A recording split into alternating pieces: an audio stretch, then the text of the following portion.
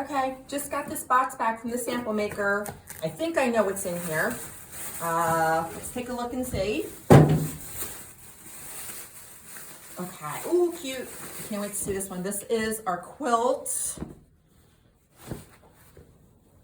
This is for the Art of Home Club for September, I think.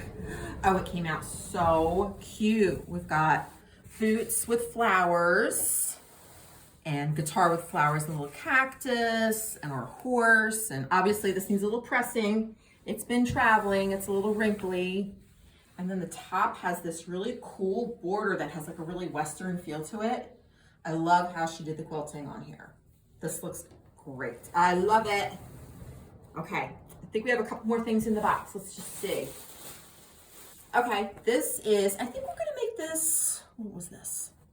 Okay, there's little horseshoes with flowers and it says lucky. I think we're gonna make this either into a wall hanging or a tote. Not quite sure yet. And oh, we also have our cute little pillow cover. It says, I figure if a girl wants to be a legend, she should just go ahead and be one, from Calamity Jane. Love it, came out super cute.